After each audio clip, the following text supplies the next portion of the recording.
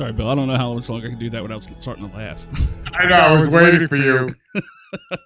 And they're like, unfair. You got 4-minute head start. Well, yeah, I know, right? That's called cheating. Here we go with the stream again. Let me drop this down just until we catch up. Let me do this. I love the logo. Yeah, simplistic but neat. You know, I know it has a little of a Subaru look. Yeah, right. You know what I'm talking about. Yeah. Yep. But I love it. I think it's outstanding. I'm just dropping this down to 720p until everything catches up to the encoders and everything catch up, and then we'll pop it back on to 1080 again. They're saying there's a bad echo. Oh, bad echo. Okay, how about? I'm sure we'll find out from those chat. That is a great, sharp image. Maybe it was because I was too loud. Probably. I don't know. I had to do this a whole different way. Like, it's the only thing about incorporating an external mixer. You know. I didn't. You never used the mixer I gave you, that little one? That's the one I'm using. Oh, you are. Yeah. Okay. But see, I can't figure out a way to get your audio to stop coming through my mic input. You can't find a way to stop my audio from coming in. Yeah, for some reason your audio shows up in my mic. Oh, I know what you mean. But I think when I do use OBS, everybody's audio is coming through my mic setting too, though. Yeah. Let's see. Microphone. Yeah, the audio codec, which is what that is.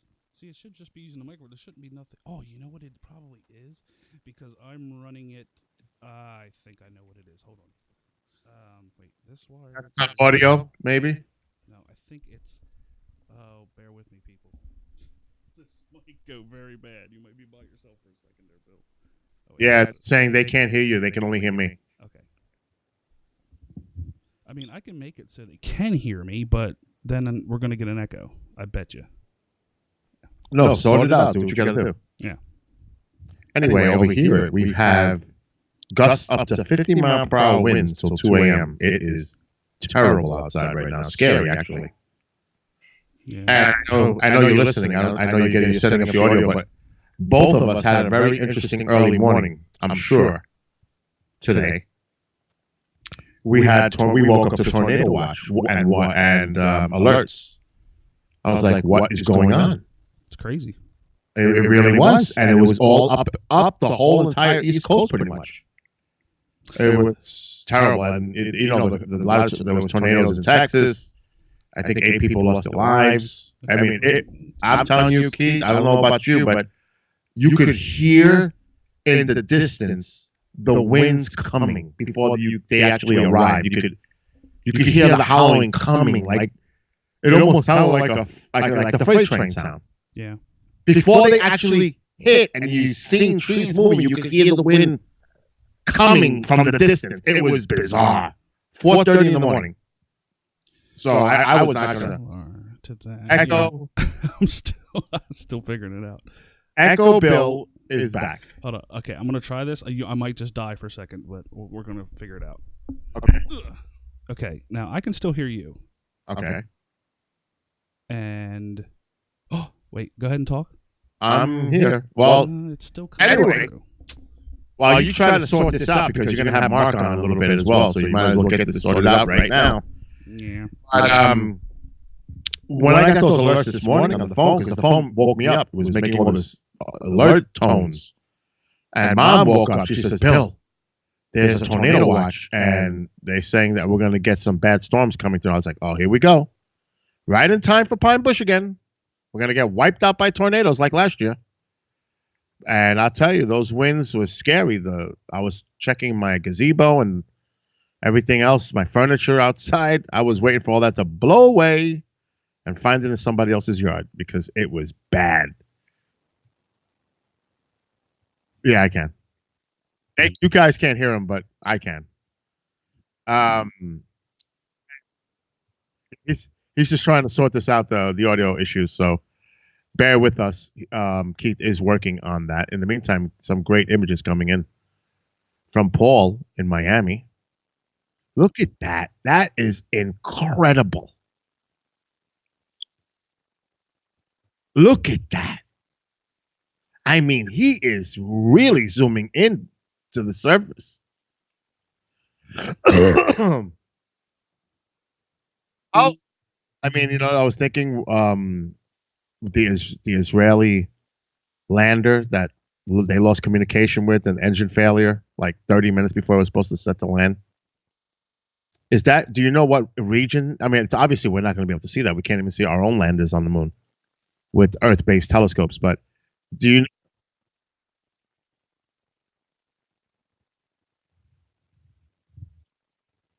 what does explain?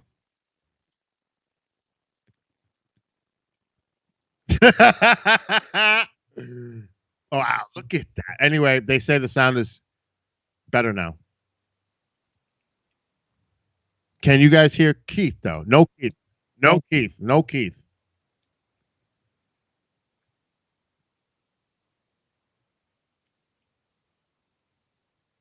That's bizarre. It's like I'm talking to a phantom because they can't hear you. It's kind of weird. You know what I mean? As, whoa, that's I heard myself, but I don't hear it now. It was loud, but it's not. All right. So, does anybody hear Keith at yet? Oh, Keith, can they hear you yet? Or Off right now, but see, there's it on, but you're still gonna come across on, like, when you're not talking. I bet you they hear me fine, but as soon as we start talking together, it's going to your sound's gonna come across. Which I don't get. wow. Well, they're saying it's still a one-man show for right now, so I don't know if they can actually hear you, but 30 seconds. you got to get that sorted out because this has to be corrected before you get on with Mark Dantonio at 9:30 approximately. Well, you know, I mean, yeah, they're 30 seconds behind. You got to remember that. By the way, what are we looking at here? I mean, it looks The moon? Yeah, but I mean, I hope. I'm not even looking at the screen. The moon. But I mean, how I can't tell because I've never seen it look like this on your stream before. Now Keith is back, they say. I mean, how far zoomed in are we here? I mean, I've never seen it look like this. This is normal. Is it normal? Come on. I've never seen these roundish looking formations and the detail that I'm looking at seeing right now. To be honest. Really? Yeah.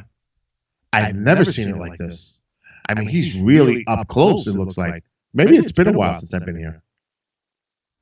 Oh, okay. Wait a minute. Did you guys improve the camera stuff? Well, yeah, we upped everything. Modified? How long ago? A few Mm, months? well, we just did some upgrades about a month ago. Could be. Wow. Let me try this. Yeah, that looks amazing. Properties. Here we go. And of course, the atmospherics is causing that wobbly effect, but it's still sharp as. That's a really excellent image. No, I never. Maybe I'm just not used to seeing this area of the moon's surface because I don't remember seeing that many small circle formations like that from strikes. What is it, Mom? The Windex is on the table. I don't know where the Windex is. I don't know where the Windex is, Mom. Live with Keith. Thank you. And she says hello, by the way. You know, I gotta mute this real quick and just see what it sounds like. Go ahead. Then I'll know what to do.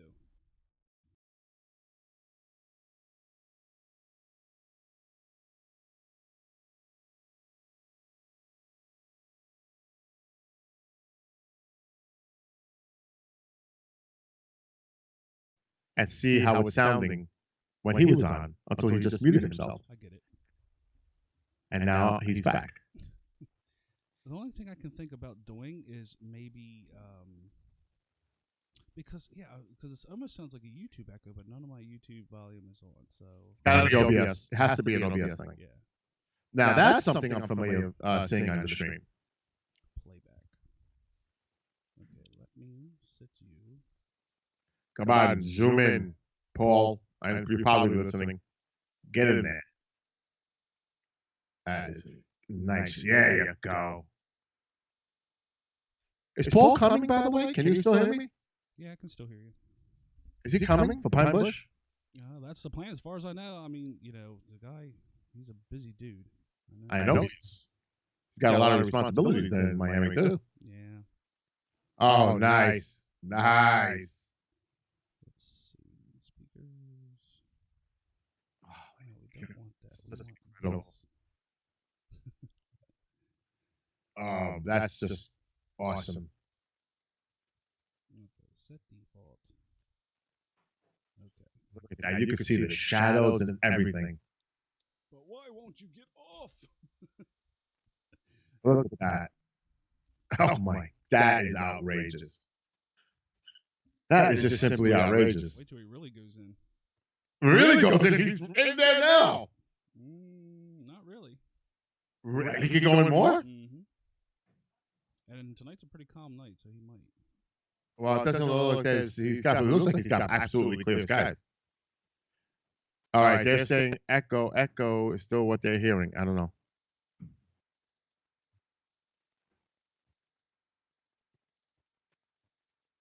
Yeah, it takes, get it all sorted before Mr. D comes on in a bit.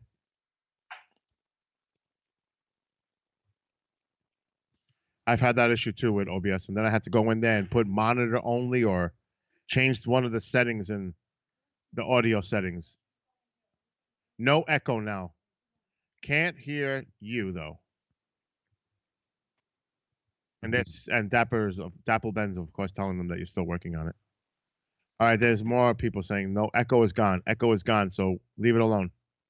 Can you guys hear Keith right now? Forget about me.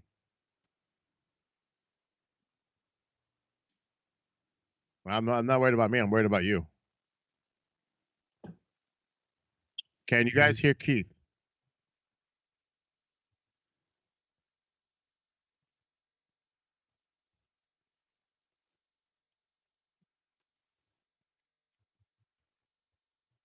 I'm not going to talk, so this way you can. Oh, they're saying no. There's a big no coming in for you. Okay. No, Keith. And by the way, what a horrible thing that happened today with the cathedral in Paris. Oh my God, Notre Dame. That was horrible. Oh. I mean, ugh. I couldn't even watch it. I couldn't watch it. I was raised a Catholic, so just to see that. And that's where the crown of thorns is supposedly of Jesus Christ is stored in that cathedral.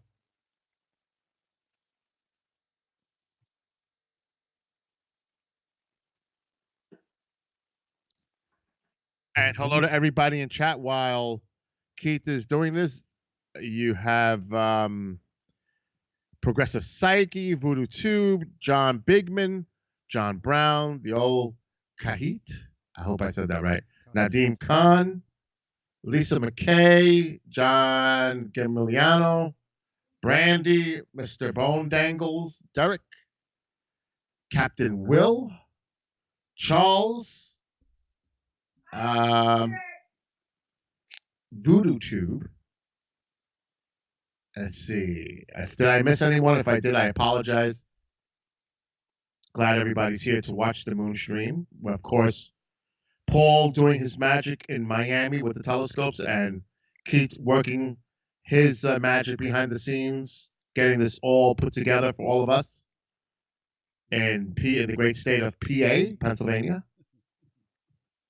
And I'm sure he's working on the audio right now. And he's working, like I said, he is working on the audio right now, and he'll get it all sorted out. And hopefully he'll be back. And the echo is back, Keith, they're saying. Yeah, I know. He's still. I think I'm just going to dodge this mixer altogether and just plug direct. Let me see if that works. All right, he's going to play with the audio again. You may even lose me. because he's going to change. He's going to disconnect some stuff and put something else in. Anyway, the guys hopefully will be here for Pine Bush, the UFO fair in May. I know Keith is coming. I think he's coming on the 15th. Hopefully Paul will be here approximately the same time. And then we have someone bringing a telescope. I doubt that Paul's going to bring his telescopes like he did a couple of years ago when he was here. He actually drove here from Florida and had all his telescopes in the back of his truck. I was like, wow. So they'll be back in May, and we have a big party here. Keith is not on right now. Keith is working on the audio. He's not even talking to me right now. I'm talking to all of you. But he'll be back, and as we watch Paul do his magic right here with the telescope on the surface.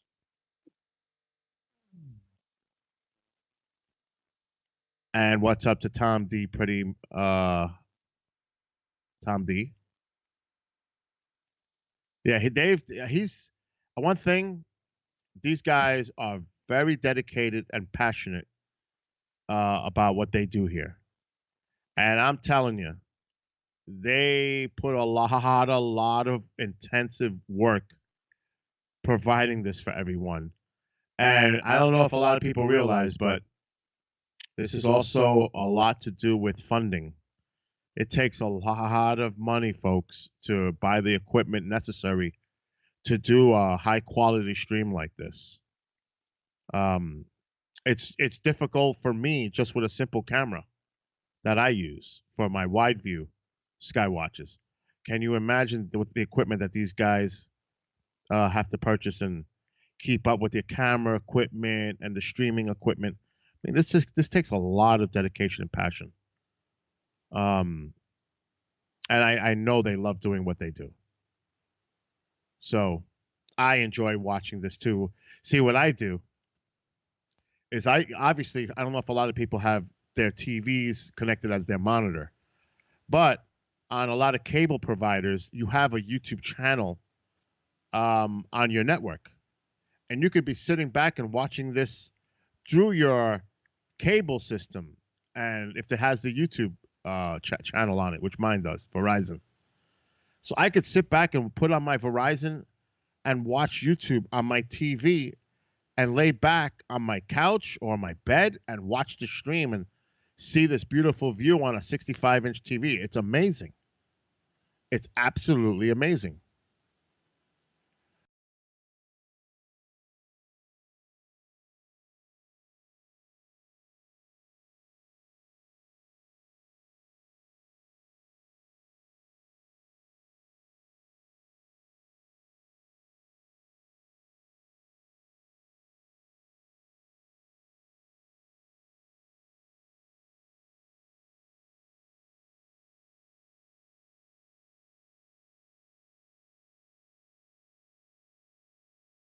To sit back and see this on this particular view right now on a larger screen is incredible. And like I said, I'm not trying to minimize those that do not have it, but it's unbelievable when you see it on a larger screen. That's all I'm saying. Ay, ay, ay. No, I can't hear myself. Because I need to plug you actually into the microphone now. Oh. And I'm glad you're back now. Are we back? Yeah, it's true. You got to definitely set the resolution on HD on Bill's YouTube. Coming across. I'm coming across now. For some reason, I can't hear anything. You can't hear me? So I'm assuming he can't hear me, but he is talking, and I can hear him. But I don't know if you guys can hear him. Can you all hear Keith now? And I'm you know trying, something? guys. We're Even on the phone, it looks awesome. Is right. But sure. I'm still trying to hear Bill, which I think is a Skype issue. So let me. All right, they can hear you, but he can't hear Skype us. again, real quick. Bill, I'll be right with you. And have a great night, Nadim. If you can hear me. I can hear you. Okay. And, Automatically, yes. Sam. all right, let me text you. That's right. Wait. Let me message you. Yes. I can hear you. Very good. Why can't I hear you now? Oh my God. Okay, no. This is crazy, but somebody just hear you a little bit. Somebody just sent me this message, and this is a sad fact. And what, April 15th? Sleuthing. This date. Okay. Let me just tell them, because somebody just sent me a message, but they say it's getting better. And without echo. But see, he can't hear me, though. I know. I'm getting there. Oh, echo. If everybody can hear me. I'm just the only thing I'm left to do is try to get Bill in my headphones or my speakers. It doesn't matter. I know everything's fixed because I'm plugged direct into the thing now, but now I can't hear Bill. But I'm trying. He's trying. And after that, we're good. Isn't this kind of weird? Okay. I can hear him. Hold on. Okay. We can hear him. Just keep doing your thing, bud. Yeah. I mean, I'll figure it out eventually. We got everything else fixed. So but it's kind of weird because it's like I'm talking to him and he can hear me. That's stupid. Speakers. You see? So it's like I'm still talking to him, but he can't hear me. But it's like we're actually talking to him. Oh, Jesus. Okay, I got you to come through the speakers. Now, can you hear yourself coming through my speakers? I can hear myself. I don't know. I can hear you. Okay, so there's no echo between us two talking. No. Okay, thank God. Oh, you can hear me now? Yeah, I can hear you. All right. Hopefully with no... See, what it is now is you're coming through my speakers, not my headphones, and I have the mic directly into the... It's complicated. Anyway. Oh, that was bizarre, bro. Wait, now why aren't you coming across... Because you're talking. Oh, because you're on my channel. What the... Stupid... Okay, let me do this. Properties. Okay, there we go. I need you to come across on this channel. I sound really low, they say. Okay, no problem. We're fixing her. Anyway, going back, somebody sent me this message just now.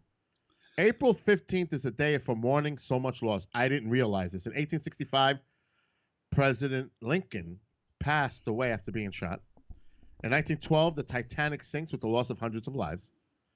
2013 was the Boston bombings. And today, the Cathedral, Notre Dame. Wow. April 15th. And of course, for a lot of people, it's the day of taxes. Okay, let me see. Now, if I'm not mistaken, which I could be, we should be good. All right. Good to You're go. on your own designated channel. Now, I might be a little high or I might be a little loud, so why don't they hear me now? They said both. Now both. Oh wait, I'm waiting for the chat to catch up. Never mind. Chat was a little bit behind. No, it's all good. You're good to go. Okay, so anybody, just let me know if I'm too loud or Bill's too loud or one of us needs to go down or up or something like that because I have to do it without the mixer this time. Sorry, guys. I just lost him. Just lost who? You just broke up for a second. I just lost you for 5 seconds. Son of a... Ben says all good. Okay. There we are. Yikes. So the plan is you're still coming for the 15th, right? Yep. That's the plan. All right. Yeah, that was kind of... I hate doing that stuff live, but what else are you going to do? You really don't know until you do go live, you know what I mean? It's true. You have to. That's the best way to work it out. Yeah. Unfortunately. So any news regarding P&K Science? Anything going on that we should all be made aware of? No, just our very educational videos. Like the Mercury one is out. The Venus one will be coming soon with a guest narrator. Nice. Who you know very well. He has a nice cushy office in Utah. Or I should say a house in Utah. Wait a minute. a minute. I need more of a hint than that. I know a lot of people in Utah now. He's big. He's burly. He's cheery. My boss? Yeah. Seriously? Race is gonna do the Venus one. Oh, that's cool. I know, right? Whatever happened to Gary? McKinnon? Yeah. He hasn't been around lately. I was gonna shoot him a message today until I figured out you were available when Mark was, and then I was like, oh, well, you haven't been on in a while, so. They brought up his name Yeah. on a show a couple of nights ago on my network because of the whole Julian Assange thing. Yeah. And, you know, they say hacking and all that. Well, of course, this guy was, his notoriety is hacking NASA. Yeah, that's his claim to fame. And he, you know what? When you look at it, he really wasn't hacking. Well, like, that's what their passwords were so lax. Okay, yeah, he was snooping in places he shouldn't have been. But when you think hacker, you're thinking about, like, going into the coding and doing all this. He just, you know, guessed passwords. Right. And he got in. And it was like during the 56K dial-up times, you know, where it took an hour and a half to download a picture. Well, like I said, his name came up during one of the radio shows, and when that other person was brought up, so that's why I was curious if he's going to be coming on. Because if you get him on, I want to see if one of my hosts for the network would be interested in interviewing him. I don't know if they will, but it's possible. Hoagland just did, didn't he? Or was it the other guy? Yeah, well, Richard Hoagland. I mean, he's the other guy, the other Richard. Other Richard. Yeah. Isn't there another Dolan? Oh, yeah, Richard Dolan. Yeah, Dolan already just had him on. Did he? Yeah. Wow. Yep. But anyway, yeah, guys, anybody listening, you don't need to send us messages or emails or anything. The whole thing with Secure Team and that UFO video with the UFO next to the moon, don't even bother. It's fake. It is. It was from 2 years, or actually from last November. An effects guy made it. And the only thing that person did, I'm not blaming Tyler himself. I think he just got had by somebody that sent him the cropped clip. You know what I mean? But it's not real. But honestly, you're not a big Secure Team person, are you? I support what he wants to do. I would rather see him do it with a little more investigation first. Put it that way. Yeah, I mean, to me, any channel that puts out garbage, that puts out obvious fakery, is not doing anything to do any kind of service to the credibility of any field regarding. Well, yeah, that's kind of what I'm saying. I mean, at a certain point, I mean, when you have over 1 million subscribers, you have to hold yourself accountable at some point. You know, I mean, look how fast. I mean, that literally took 4 minutes to debunk that video. Mm-hmm. You know, all it was a mirrored copy and a cropped copy of the moon and the zoom. You know, I don't trust their videos either. That's why I'm saying, and that's just me. I mean, don't get me wrong. I like to look at I just go in with a very sensitive eye when it comes to anything. I would say this: it's truly for entertainment purposes. Yeah, that's the way I look at it. See, here you're dealing with science. To me, this is the separation. What we're seeing is in real time. What Mark does is science. This is science. Now, of course, you're going to get folks that are coming in here for whatever purposes or means. This is the hard part. No, but you know, you're going to have people that come in and say fake this, that, all the nonsense that is associated for people looking for attention or whatever, for whatever reasons they do it. Yeah. But this is true science. This is real. This is tangible. This is credible. I've had this conversation with a lot of people. If we wanted, you know, if we were in it for the subscribers and whatnot, we could have been well over 1 million already. If we claimed every little thing flying by the moon was an alien craft, right, or you know, any little right angle on the lunar surface was a moon base, you know, or any moving pixel, you know, from compression was, you know, something flying around. I mean, we could have easily over 1 million by now, easily. But the fact that we want to remain a science channel is what, you know, you have to hold yourself accountable. And yeah, it's not, you know, it's not as cool as Secure Team, and it's not as, you know, as blazing as Bruce and all that stuff where they find stuff practically every day. Go figure that out. You know, and we've been doing this for 4 years and barely have a playlist available. Okay. The thing is, when you say, it's all about the clickbaiting, because you could put a disclaimer saying, this is this is what I would do if I had. just to be responsible before any video that you get from any source, because it has to be vetted to the best of the ability, credit, even if you can't even come up with a logical conclusion. You got people like Mark Dantonio that can look at it. There's other people in photography, videography that can look at this and analyze it. But let's just say you could put the video, and before you put the video out for release, say this video is subject to blah blah blah. It's alleged. It's not proven. I would do that. I would say this is not something that is real. We don't know it's real. It's alleged. Bro, you know what makes us feel real good? The lunar eclipse. Let's just use this as an example. With the meteor impact. Now, a lot of people saw that on Secure Team and Third Phase and whatnot, okay? I woke up the next morning with probably 75 emails about people asking about this, if it was true, And that almost made me feel good. It's like, okay, they're coming to us to find out if it's real. Because we don't play debunkers. I mean, we could easily play debunkers and get everybody's video and debunk them, one at a time. But we're not debunkers. That's not what we're doing. We're looking for proof through the scientific method. And that's the hardest part. And yes, it can be boring. And yes, anybody in this chat knows you can sit here and stare at the screen for 4 hours and have absolutely nothing happen. But the thing is, what I'm saying is, when you make a title and it says UFO seen over volcano in Mexico, yeah, I mean, you're making that sound definitive. Well, don't get me wrong. I clickbait the titles. I even clickbaited the image last night, which was pretty fun because there was like arrows and circles pointing at absolutely nothing. But you know what I mean? I know, but it was fun. I mean, it's crazy. Did you see what happened in Norway with the NASA experiment? People went off the rails with that alien invasion. Yeah. They thought the aliens were in Norway.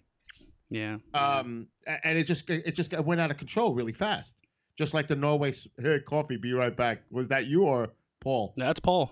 Anything you see comes up on screen in that white lettering, that's Paul talking to you guys. He's going to get coffee. I don't blame him. Yeah.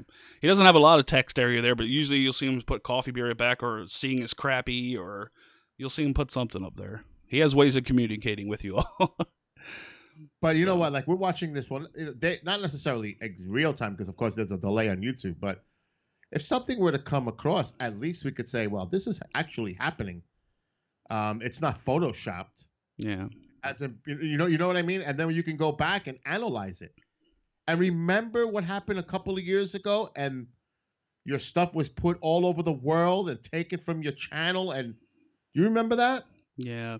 I mean, that stuff that really doesn't matter all that much. As I said, we were never in it for the clicks or views. You know what I mean? That. We always said that we would be doing this whether it was just us doing it or whether there was a million people joining us. I mean, don't get me wrong. We love having more eyes because so many of these people have caught stuff that we just totally missed. And it's great.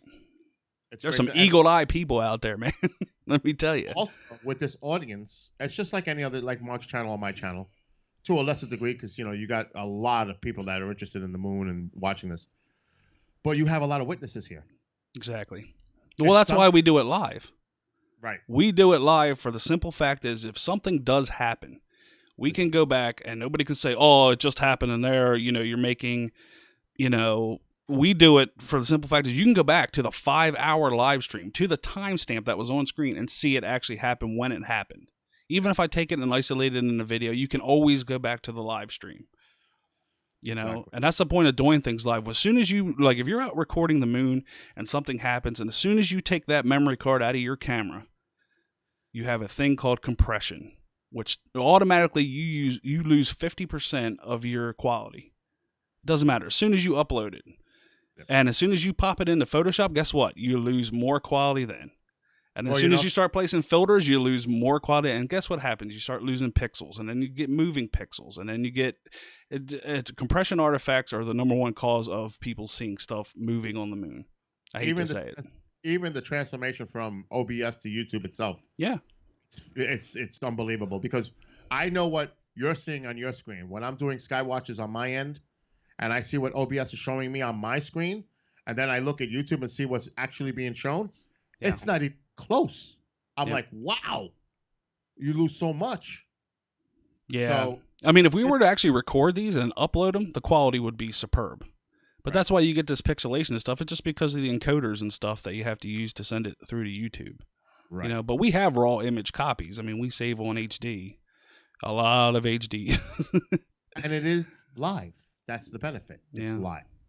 Yep. What's your delay like? 30 seconds? I put it back to 30 seconds a couple weeks ago just to help quality issues because the encoder with a 12-second delay was having a little bit of trouble. We were getting more pixelation than we kind of wanted, so I went back to a 30 seconds. So yeah, so basically I'm about 30 seconds behind Paul, and then you guys are about 30 seconds behind me. So you're about a minute behind what Paul's seeing, which is why he can give you early warnings of stuff that he sees crossing. Gotcha. Yeah. He's using the Celestron right now. He's using what? The Celestron. This is probably the wide field. Yeah, I just haven't had a chance to change it because I was doing the audio stuff. That's cool. So what's up, Bill? What have you been up to? I am on a major mission actually next week. Yeah. Well, right now I'm running the station. I've had it for the last 10 days. Speaking of the station, I gotta take a quick check on it right now. The space station? No, the radio station. Oh. Before Jimmy Church starts at 10 o'clock, but yeah, we're good to go. We're all set. KGRA. Oh, by the way, you'll have another bumper sticker on your car soon. Cool. I'm gonna bring some up with me to Pine Bush too.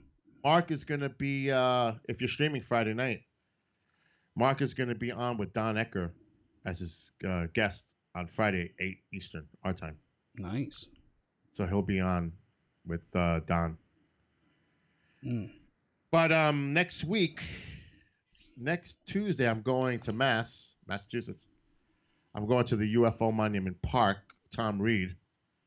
Oh, yeah. Is Eric going along with you since he lives in Massachusetts? I don't think so. Mom is taking the trip with me, but oh, we're doing 4 to 5 interviews with people that were eyewitnesses to the event. This is dead. I mean, we're talking one person is 85 years old. Oh, wow. And we're going to her house. The judge is going to be there. We're going to interview the judge who made it into an official documented case for the state of Massachusetts as the recognized case. So we're going to do like 5 or 6 interviews. So they're dedicating the monument? It's been there for a while already. Oh, well, what are you going there for? I have to meet someone. I'm bringing my camera equipment. Oh, I thought you said that they were like dedicating it or something. No, we're finally official. Oh, it's been official for quite a while. I mean, but cool. What we're gonna do is we're gonna interview. Well, I'm gonna be the video guy. I got the wireless mics. I'm gonna put it to test. Hell yeah! Why not? So she's gonna sit down and interview like 4 or 5 people on Tuesday, the 23rd. Then I may have to go back the 24th.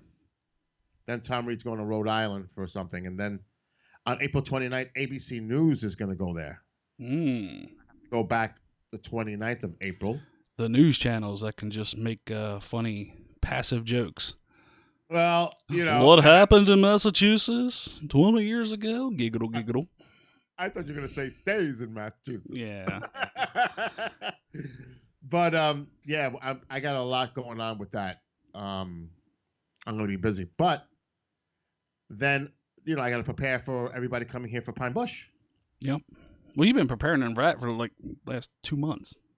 Well, the house is pretty much in order now, so I'm in good shape. But I got to get Amanda, you know, Mark's co-host, of course. Yeah, you're going to be doing a lot of running. A lot. She's coming Thursday, May 9th. Oh, then wow. Ket Thorvaldsen, the Nordic blonde. Mm-hmm. She's coming from Norway Sunday, May 12th. Cool. Then wow, they're staying a while, aren't they? Uh-huh. Mark may be arriving early, possibly Monday or Tuesday even, because he's got to do some work in the museum in Pine Bush. Oh. Models. I see. So you know what I mean? It's going to get busy here real fast. Yeah. That'll be a good time now. And the pool is done. My pool is ready. I'm not even kidding. That thing is crystal clear already. I'm like shocked. Jeez. Well, you must have used some shock. Get it that clear already. Oh, yeah, yeah. Well, you know what it is? Like I said, I have to get everything in order before everybody starts coming in because I'm not going to have time to do all this. I just can't believe these spring storms, man. I mean, Oh, last year we had them at this time, like it was like May, and it's like, man, there's some pretty strong storms for May. And now uh, look at today, Keith, middle of April. I don't want to talk because it's, you know how people feel about this topic. With global warming, climate change, okay.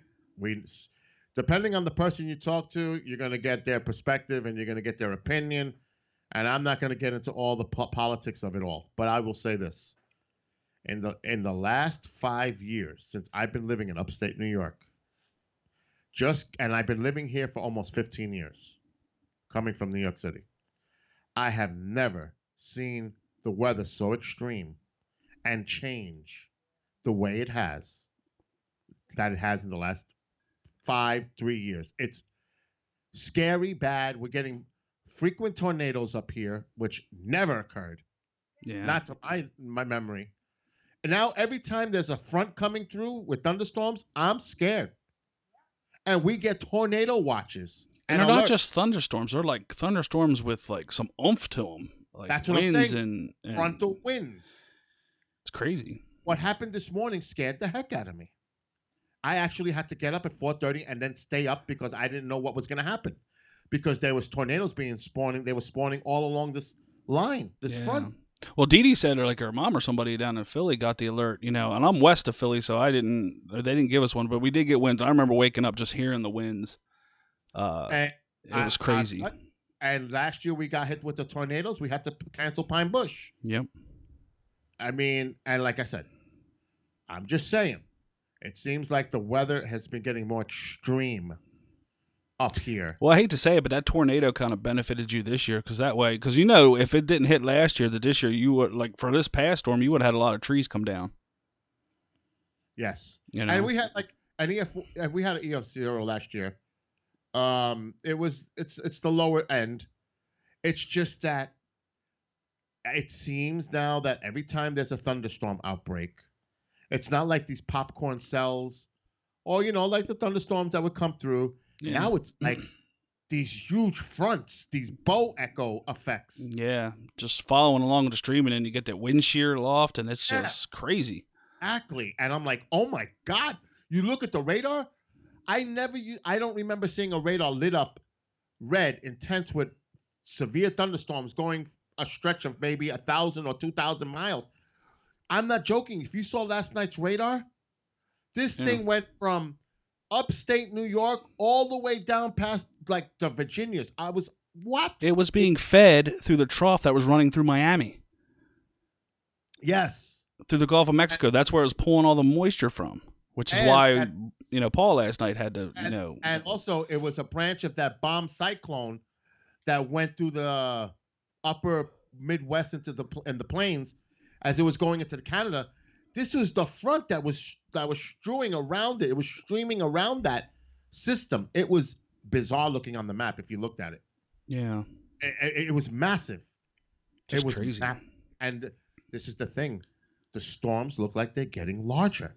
I'll tell you what, 20 years ago, I mean, when I was growing up, we never really, when the thunderstorm came, you never really had to worry about the winds all that much. I mean, it would get windy and you would get some gusts and stuff, but you didn't have that being the primary focus of a thunderstorm. But, yesterday they were saying it all day. Primary focus is going to be the wind damage.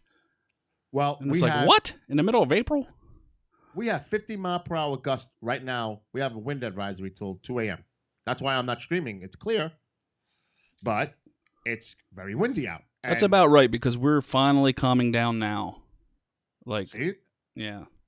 But again, this if you looked at the radar, this was the feeder ring that was going up from the south, feeding that moisture right into the ring. But that actually was part of that bigger storm that went into Canada, a feeder band. It stretched all the way down from Texas.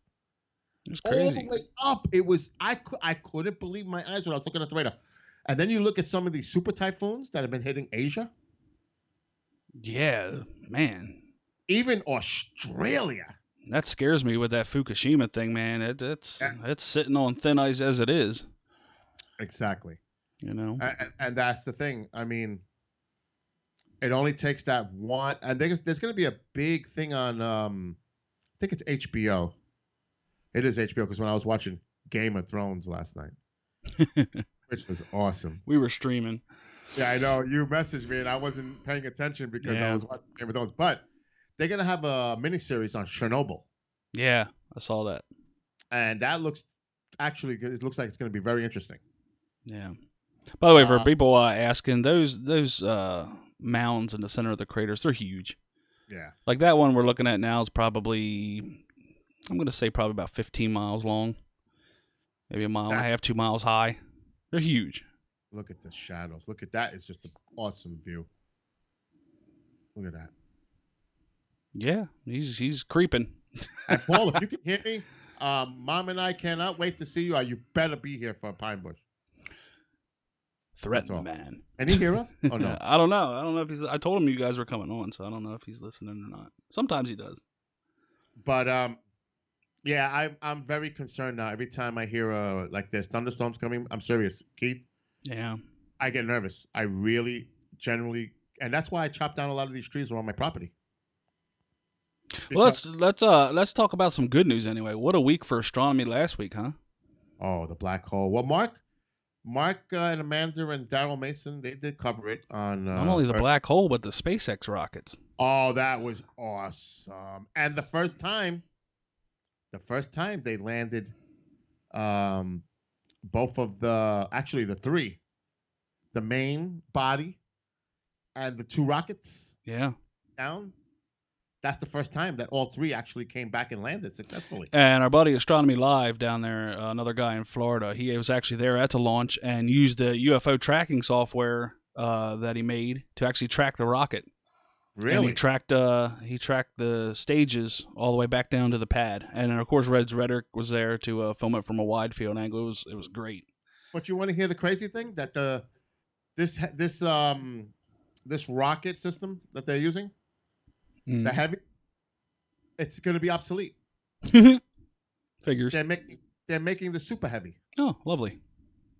So, yeah, I mean they'll probably keep using it for satellite launches, but the super heavy is for manned missions.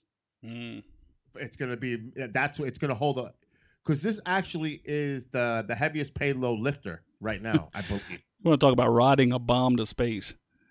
Exactly. Jeez. But that's going to be some G's, man. The super heavy is being built, and it's going to be bigger than this. That's insane. You know what amazed me most about that rocket launch from SpaceX? How clear it burned. Like, remember back when the shuttle, used to go up and you would just leave this huge trail of smoke behind it. I know what you mean. Not these SpaceX rockets, man. It dissipated quick. Yeah. I don't know what they're using. That's a question for Mark. It's great to see all the camera angles too. Yeah. Yep. Yeah, that's always cool. Even though they need to do something for the remote pad in the ocean, because every time it comes into land, you lose the footage, you lose the video. Well, I think they had like a helicopter or something out there actually recording as well. Yeah, they need to miles out. But that's a major accomplishment, man. Just that space is heating up. It did fall off the third booster fell off the drone ship. I saw it land. I guess maybe it did fall. I heard it landed, but I seen it land. I was covering it live on my channel. It landed, but he's saying that it eventually fell. Who knows? I don't know. But I saw it land on the pad. But then again, how do we know that's not video from another? I'm just saying. Not to go. How do we know that that's not video from something else? Yeah. You know what I mean? You never know. You never know. I mean, I don't even know. But anyway, just the way the excitement that erupted, because they already landed to two side boosters, but man, the eruption that went off when they landed that center section is, you can tell that they landed it. That's what they wanted to do. So even if it did like tip over or whatever, it got really close to where they want it to be. Anyway, they're getting closer and closer. Well, there's a good name in there. Greta Van Fleet. You ever hear that band? Oh, they're good. Yeah. They are good. They sound like Led Zeppelin. I just seen that name. I said, that reminded me of the music. But anyway, when is Mark coming on? Right about now? He said he was going to message me because he's on another radio show right now. Oh, is he? Yeah. He was talking about the black hole. M67, I think it was, or 50, I don't remember what it was. Messier. I can't remember. No idea. That's Mark's department. Yeah, exactly. Leave that for Mark. Yeah, that's Mark's department. If I want to know what meteor shower's coming up, I call you. And if I want to see Jupiter, I'll call Paul. Speaking of that, next Monday night, Lyrids. Oh yeah, you gonna be on that? It figures, right? I got to get up early to go to Massachusetts on the 23rd. I don't know. But again, that's peak night. You'll still get activity that, a couple of nights before, a couple of nights after. The big one is the Perseids and the Geminids, It's very true. August. But these are like 20, well, wait, you said you didn't have to replace the batteries or anything, right? Oh, boy. No more. I got the dummy battery going to a power pack. So you could literally just put it on and let it go and go to bed. Yeah, that is true, and I could actually run KGRA programming all night. There you go. Well, then there is music in between us. Something, you got to help me out because maybe you got to show me some of the audio, this royalty free stuff. Yeah. Oh no, are you coming over to the dark side? You almost have to in this day and age. My friend is calling me for some reason. It must be important, but M87. Thank you. I thank you, D. I knew it was 7. I know it ended with 7. I just couldn't remember. Speaking of Amanda, where is Amanda? Good question. Is she on with Mark, maybe? At the radio show? I don't think so. I think that's more... oh, yeah, they definitely... Greta Van Fleet sounds like Zeppelin. But I was going to tell you something, and I totally got lost in the thought because my friend just tried to call me and took me off the topic.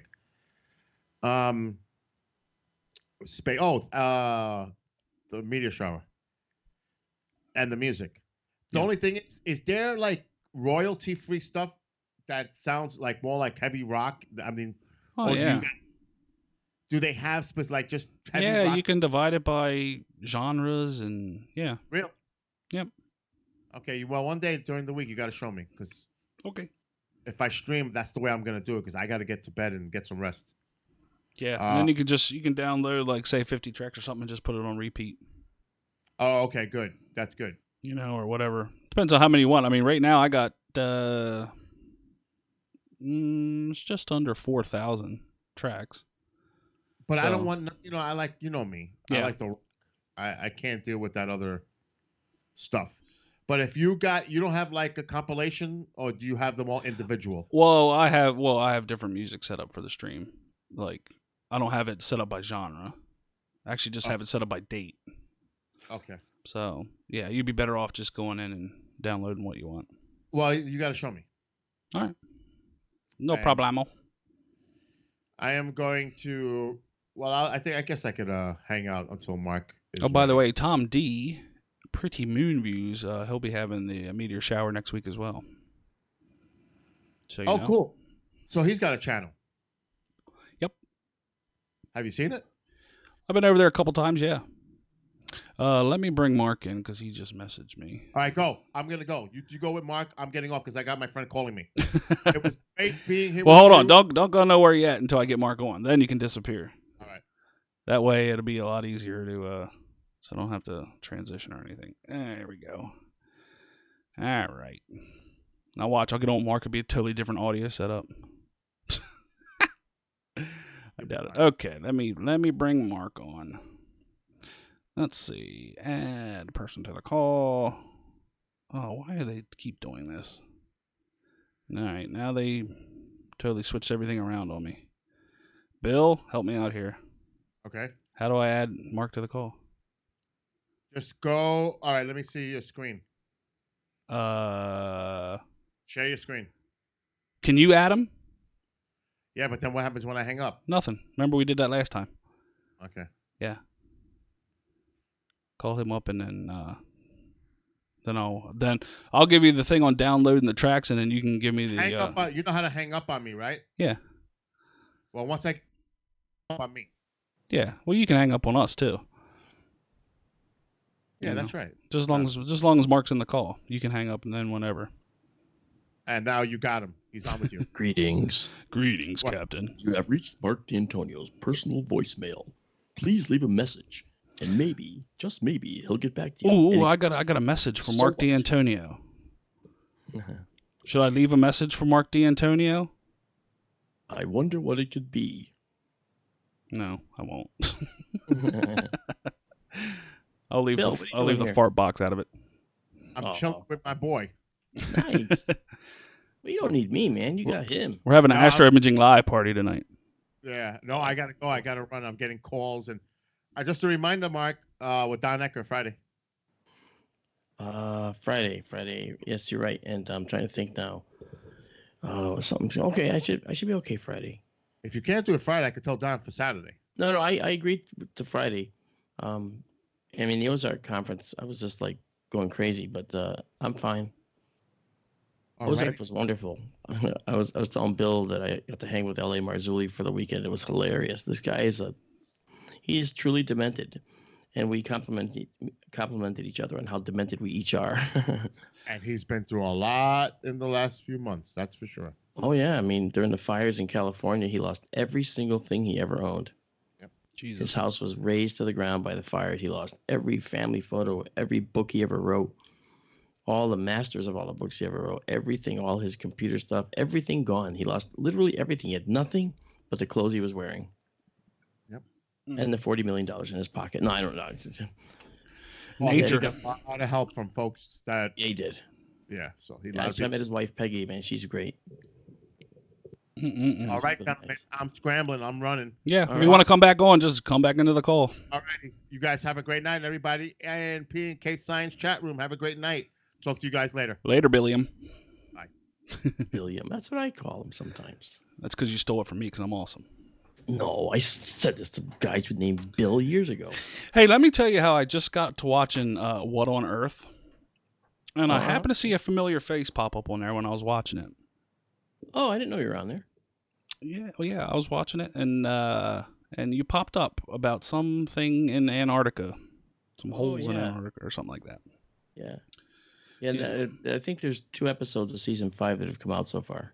Yeah, I was just watching whatever ones they're uploading to YouTube. Yeah, okay. Yeah, they updated like little segments and whatnot. You were on a couple of them. Yeah, that's cool. I've done every season. They're really good, and I did like for the season 5. I think I did 13 stories. Yeah, I mean, I noticed you were in pretty much any one I watched. So, Yeah, sorry, man. Do I owe you a new TV now? do I? Do I owe you a new TV now? Yeah, that image is burnt into the screen. Well, Well, at least it's not just you like looking at a screen from a weird angle.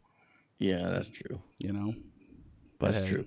Hey, I was just talking to Bill about this, but man, what a week for astronomy last week, huh? Oh, I know.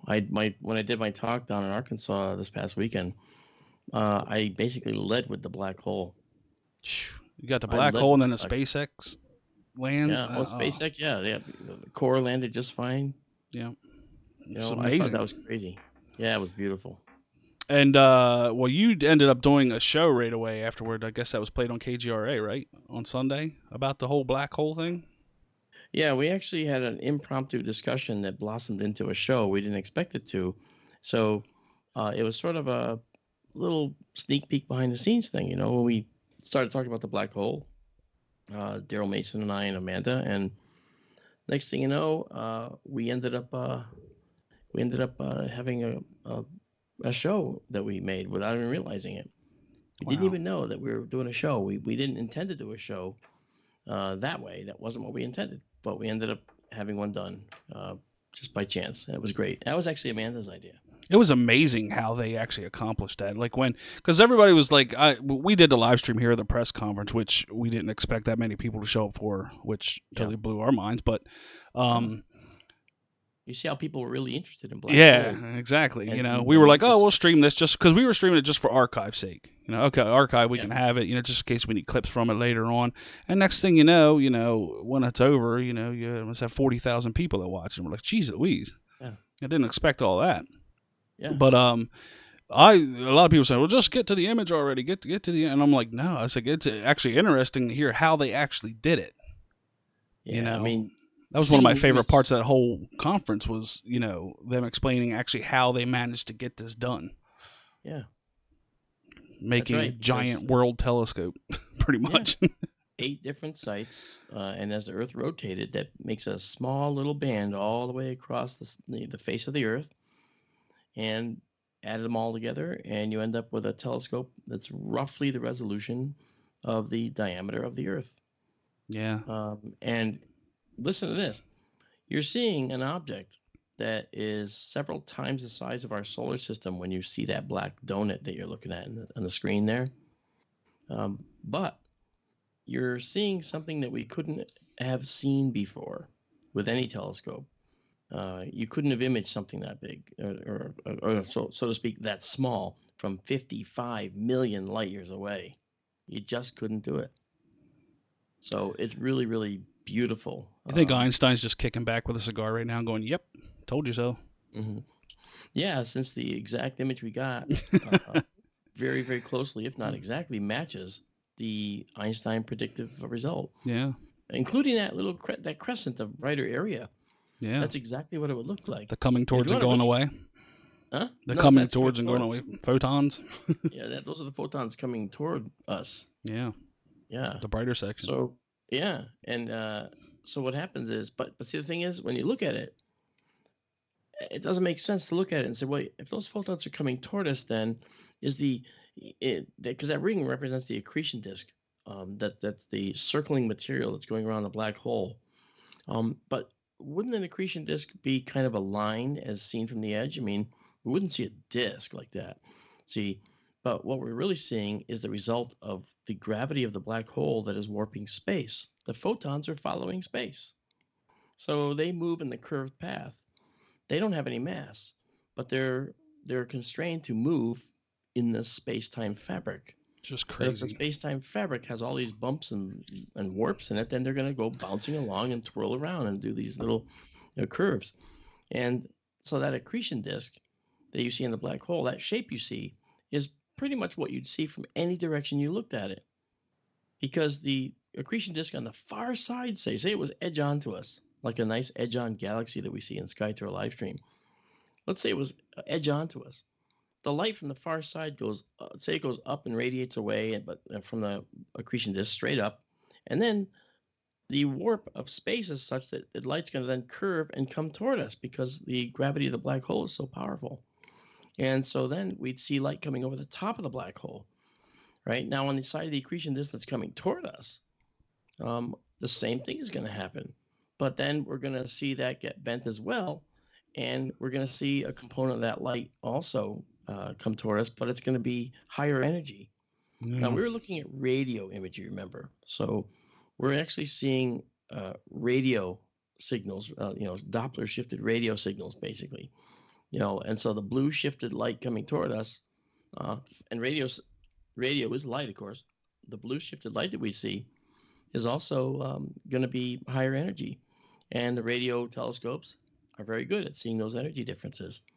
And then when the light's going away, it's going to be a little redder, that is to say lower energy. So it'd be dimmer to the radio. One night we'll do a stream on the differences between radio telescopes and optical, and how they work. Just to explain to people how radio telescopes work. But one thing I wanted to get you to explain, because you could do it a lot better than I could. We had, of course, you have the smart asses that come in and say, you mean to tell me that we can picture a black hole, millions of light years away, but we can't, turn the Hubble and focus on the moon and see the details of the surface? That's right. Can you please explain why that is? Sure. I mean, to the masses. we see the black hole only because we managed to figure out a way to create a massive Earth-sized telescope. See, telescopes are subject to what's called the Dawes limit. And the Dawes limit states that the aperture of the telescope is directly proportional to the resolution it has. And so the Hubble Space Telescope has a certain diameter mirror. It's 8 feet in diameter. So it has a limitation on what we can see with it. However, the other limitation is the sensor. How many pixels does it have? Well, the Hubble Space Telescope has a significant number of pixels, no doubt. But the fact is, at the distance of the moon, when we try to look, for instance, at the Apollo landing sites, people say, aha, we can't see them, therefore we didn't go. They try to use that as some kind of, you know, way to say we didn't make it to the moon. In their conspiracy mind, they don't think about the rest of the equation, which is, does the Hubble sensor even have the resolution to be able to see something that small if we could? Right. And the answer is that it does not. The entire Well, the Apollo biggest 12 question they were landing site- asking was, if we can do that to see a black hole, why can't we do the same kind of imaging optics to see the moon? You know what I mean? Well, because we don't because we don't have a telescope that can be used like we don't have several telescopes that can be used in the diameter with the diameter of the Earth to do this. The trouble is, as the Earth rotates, the moon changes position relative to that telescope. Right. And we're talking about telescopes in orbit. Let's suppose we had 8 telescopes in orbit, all going around the Earth. The images we would get would be forever blurry from the moon. Why is that? Well, because the moon is moving through the sky. We're moving through the sky, of course, but we're also, when I say moving, we're rotating on our axis. And as we're rotating on our axis, the aspect ratio, the way the moon looks precisely from our particular position, changes every moment, just a little. Keep in mind, the moon is only, a couple thousand miles across. The Earth is 8,000 miles across. So for 4,000 of those miles, say you can look at the moon with a telescope. At one end, the moon is going to have one look, and crater walls will be at a little bit more of an angle. At the other end, they'll be at the opposite side, the opposite type of an angle. So you can't create a picture of something like that, like the black hole, using that technique, because then you're going to have a problem of movement. Or the big telescopes would need to be relatively close to one another if you were going to do it. Actually, they'd probably best be served as being in, say, on a longitudinal line, and just take a picture all at once. Yeah. But then that's going to change too, because the Earth is curved. It's going to change everything. So they'd have to be clustered to get a higher effective resolution. Right. Clustered all in the same observatory. So let's say you had 30 telescopes 8 feet in diameter. You could make an effective telescope of that overall integrated diameter. And that will change the resolution, but you have to have sensors that can also receive that information and make like a gigapixel image of a small part of the moon. We just don't have a telescope like that. I mean, it's not actually out of the question that we could actually image the Apollo landers on the moon. It's not at all. I mean, we could do that, but we don't have the telescopes in place to do that. That's all. But the Lunar Reconnaissance Orbiter has done that. And it's a tiny little telescope, actually, so to speak. It's just a camera. Yep. And as it goes 30 to 60 miles above the moon, it shows these things. You can see the rover tracks. You've seen them on a SkyTour live stream. We've actually done those Lunar Reconnaissance Orbiter quick map tutorials to show. Yeah, you can point deniers towards that all day, and they still won't go to it because they think it's run by NASA, so it's automatically corrupt. Well, but we have this thing. We have this thing that we say, and that is that just because you don't believe it doesn't mean it's not true. Yep. And just because you don't understand science doesn't mean it's not science. Right. And just because you want to be science free and invent the rules of the universe as you think they ought to be, doesn't mean that that's really how they operate. And your lack of understanding the science isn't evidence against it. I was saving that for you because that was the last one you say yes. Yep. Those last 3 are the ones I say. That one that you say is also sums it up very nicely. Yeah. But I mean, it's like, I just don't think people really appreciate how big the moon actually is. Like, you look at this, what Paul's doing, I was like, man, we're really zoomed in there on the moon. And it's like, yeah, but we're still way, way far away to be able to see any kind of detail, even if something, the sizes of buses you wouldn't see. Yeah, if we could make a telescope big enough, we could. It'd have to be a bunch of telescopes in orbit, all integrated together and taking a picture all at the same time. But we could get a telescope that could see it. We just don't have one. Yeah. And when you're on the Earth, of course, the problem you have is naturally that we're looking at, the moon through atmosphere. As you look at this image right here, all that shimmering you see, of course, is the turbulence of the atmosphere, as you know, as Paul knows. you know. And as astronomers, we shake our heads because we know that we love to be above the atmosphere to view all these things. That these craters would be so much more clear if Paul's very telescope could be just 5,000 feet higher, 10,000 feet higher. Yep. If There Paul are could- literally astronomers amazed at what Paul can do from sea level. You know what I mean? Pretty much. Yeah, I know, and that's very true. And sometimes it's beneficial, to be, where all the moisture is, but most times not. But Yeah, for what he's working with, it's amazing. no, I think it's fantastic. P&K does a phenomenal job. You and Paul do this great job getting this imagery out there. I've been following you guys for years, a couple of years, I think, and you guys are the ones that got me involved in streaming. And I was like, stream? What the heck's that? Well, now we know. Now look at you. Yeah, SkyTour live stream is doing great. We got several thousand people. I'm really pleased at the progress. I'm very humbled too. That people have followed us. And they come to you and you mention us, and next thing you know, we've got a bunch of new subscribers. Which is awesome. And hey, how about this? I mean, the lunar eclipse a couple months back, we were one of like 5 groups on the planet that actually caught the meteor hitting the moon. Yeah. I mean, that's kind of prestigious. I like that. That's a really cool thing. It shows that we're actually, we're remaining plugged in, and I like being plugged into the things that are changing out there. And a lunar eclipse, I almost didn't stream that night. You know that? Yeah. Well, you were sick as a dog that night. I almost didn't stream. Yeah. I knew you then weren't I going to said, let it pass up, though. I gotta do it. I can't just not do it. Yeah. Yeah. Absolutely. It's like when stuff like that happens, you just, I don't know, just the drive takes over to do it. Yeah. I just want to thank D. Smith and Dee Dee, of course, for saying these nice things in the chat about me. Thank you, guys. You are beautiful people, let me tell you. Beautiful Everybody people. else is too. So yeah, if you guys want to check out, Mark does a lot of the deep sky stuff. So if you guys want to see galaxies and nebula up close, that is the place to go. He does it live. He takes the pictures live, and you guys can analyze them right there on the channel. And you're going to learn something whether you want to or not. So definitely get over there and subscribe to SkyTour live stream. I believe Dee Dee put the link in the chat there. Yeah, that's wonderful. So definitely check it out. It's crazy some of the images you got. He got one of my favorite images ever of Andromeda, which I'm still waiting on the raw. Wink. I thought I sent that to you. Nope. No, that's okay. I'll wait. I sent you the TIFF. The TIFF file's the effectively the raw. Yeah. So I sent that to you. Nope. I thought I did. Nope. Okay, I will. Shall we double our efforts? Yeah, because I have the printer and everything ready. I'm like, as soon as I get that image, I'm going to send it over, and they're going to print it big. Well, you got to make sure that you can print it to the limit of the resolution. Yep.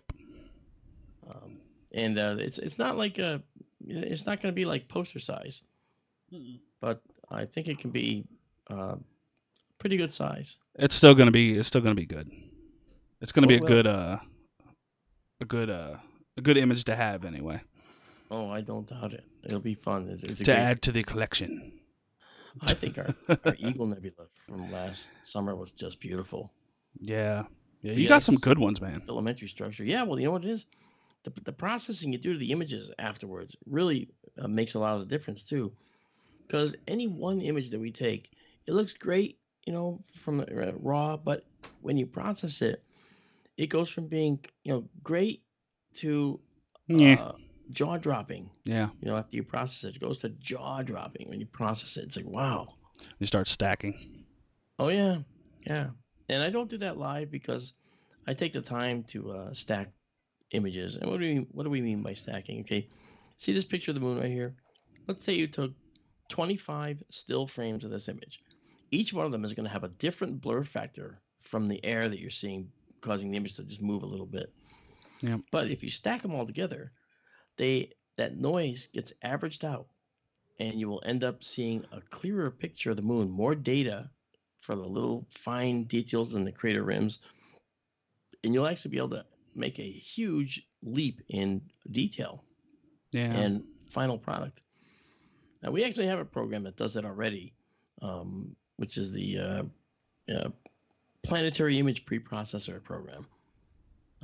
You can use that to actually the PPPP. Yes, the PIPP. You can actually use that to, and it's free. You can use that to actually build and use a video even of the moon. And if you did a high-res video of the moon, you can actually then take that high-res video and turn around and create a very, very sharply focused singular image if you wanted to, which I've done. And the colors even show up good when you do that, when you do it in color. I don't believe you're in color tonight here, Keith. I don't see any. A little bit. I have it dumped out pretty much. I usually don't put the color in when we're on the big scope just because of the aberration and whatnot. But I'll usually add color when we go to the wide field. Okay. Just I to just make see it Justin cooler. Good Earth sub to us. Thank you, Justin. That's fantastic. I hope you won't regret it. It's a wonderful place to go in the clear nights. Yeah, hopefully you get some clear nights soon. Because you're home for a while now, right? Until Pine Bush? Yeah, then Pine Bush, and then I'm in Arizona June and July. I might be in Roswell. September, I'm back in Arizona for UFO Congress. I might be going there, I guess. So there's a few conferences coming up, and it just seems like every month there's something, you know. And this year started off where January was nothing, February didn't have much. I did a local talk actually for an astronomy organization. Then March was, of course, the Ozark UFO conference. That was really cool because this past weekend, we had Lee Spiegel down there, L.A. Marzulli, and a whole bunch of other speakers. Did the KGRA guys get there? Yeah, the KGRA guys were there too. Race Hobbs was there. My brother from another mother. Yeah. And, Deep voice. Oh yeah, you listen to him. I saw one person talk to Race, and she said, "I'm looking." She said, "I'm looking for Race Hobbs," and he answered. He was behind the desk, and she goes, "Oh, you've got to be him. I recognize that voice anywhere." Yep. So, and of course it is. That voice is one of a kind, man. He is, man. He's phenomenal. His voice is just beautiful. It's perfectly just. It's so melodic, It's a kind of voice you could listen to for a long time. We ought to have him on one night. Huh? We ought to have him on one night with us. Oh, Just shoot the breeze. He would love it. Yeah. Yeah. He supports you guys. We've mentioned it. I mentioned P&K to him many times, and he knows all about you. Oh yeah. Bill's mentioned you to him as well, and Well, he's the one. He's the one doing the Venus video voice. Yes. He's gonna do that one. Since we got the Mercury one done, and the Venus one should be up in a couple weeks, and Race Hobbs is gonna be doing the voiceover for it. Do you want Morgan Freeman for Earth? I haven't even decided if we want to do Earth. I mean, we're gonna have to eventually, but well, I think you should do everyone in order. We'll call Morgan. We'll ask Morgan to do it for us. Yeah, we could. We know a lot of good impressionists anyway.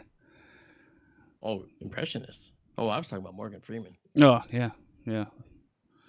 Or, and for Mars, I was thinking, I have an idea. Alec Baldwin. Oh, no. Hey, he did pretty good on the one he did, though. I was thinking Gentry Lee from Jet Propulsion Laboratory. He's the guy that actually put all those rovers on Mars. He's the guy that got me into astronomy, actually. We could. Well, I don't think. See, you got to think of people that don't mind. Number one, cursing, and number two, giving out false facts. Well, if you're gonna do it that way. Well, yeah. Didn't you watch the Mercury video? Of course, I watched the Mercury video. Louise. The off-color one and the one that wasn't. Yeah. So, yeah, they're not too like you're getting facts. You're just getting little things added on to the facts. That's all. Yeah. You know. That's really funny.